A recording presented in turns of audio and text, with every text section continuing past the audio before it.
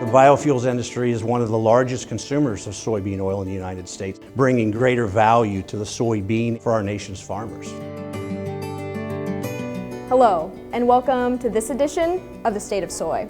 I'm Michaela Jordan, reporting from the Iowa Biodiesel Board's annual meeting in West Des Moines, where I'm joined today by Donnell Rehagen, who is the CEO for Clean Fuels Alliance America, and we're talking about the power of biodiesel and the role that soybean oil plays in it.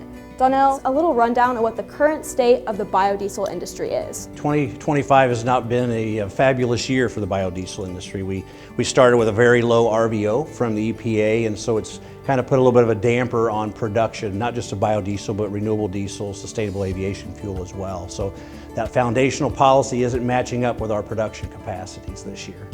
Recently, the EPA released the new renewable volume obligations, or RVOs. How do those new RVOs impact the industry and Iowa soybean farmers? Yeah, the RFS is the foundational policy for the entire biofuels industry, ethanol included. And so the RVOs that we saw come out of this Trump administration were extremely positive for biomass-based diesel. For instance, in 2026, the volume they're proposing is over 2 billion gallons higher than the volume for this current year. Our previous largest increase year to year was about 330 million gallons. So it's definitely a large jump for us, one that we're excited about, one that we promoted and asked for, and we're excited to be working with this administration to meet that objective. The biofuels industry is one of the largest consumers of soybean oil in the United States. Outside of the food portion, the biofuels industry uses almost the rest of that. And so we're excited to see this soybean crush expansion that's happening. It's going to bring more oils into the marketplace for our fuel producers to make those higher volumes, and obviously bringing greater value to the soybean and soybean oil for our nation's farmers.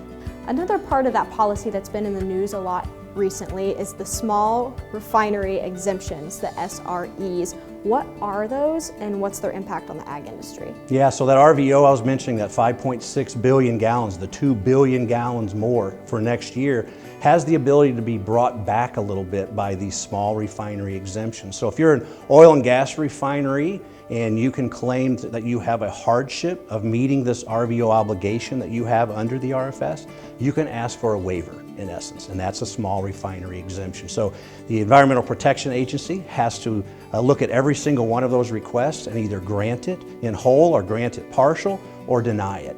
And so that's what can happen then, and a large number of SREs basically reduces that obligated volume which comes out of our fuel producers. So obviously not excited about having small refinery exemptions happening in this industry. We want to see that number that's set as that target to be held solid and to allow our producers to produce to that volume.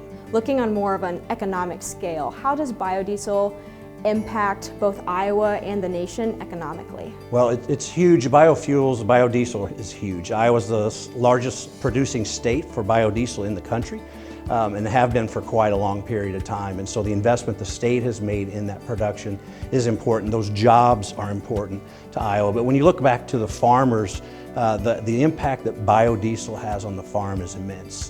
United Soybean Board has done a recent study that suggests 10% of the soybean price is contingent upon the biofuels industry. So if you think about $10 soybeans, that's $1 a bushel is attributable to the biofuels industry. And here in Iowa, I think last year's harvest was about 600 million bushels. So again, $1 on 600 million would be a $600 million investment back into the state of Iowa just from the biodiesel industry.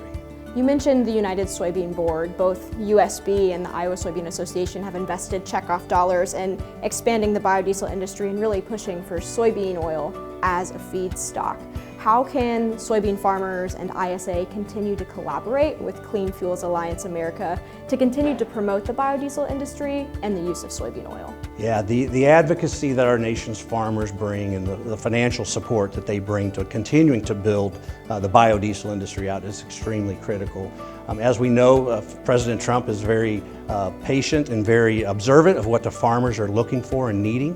The biofuels industry is not without its critics either, and so I think for our nation's farmers to kind of be part of that ongoing advocacy, to not take for granted that this industry is where it's going to be or where it could grow, and to continue to be those strong advocates from a policy standpoint, both at the federal level but also at the state level, to make sure that those policies that support growth in biofuels, therefore growth in soybean and soybean oil demand, continue to be there. Clean Fuels Alliance America and the Iowa Soybean Association are proud to continue to support Iowa's soybean farmers through the biodiesel industry and the market that it brings for Iowa soybeans. Donnell, thank you for your time today and all you do on behalf of Iowa's farmers. Well, thank you. Reporting for this edition of the State of Soy, I'm Michaela Jordan.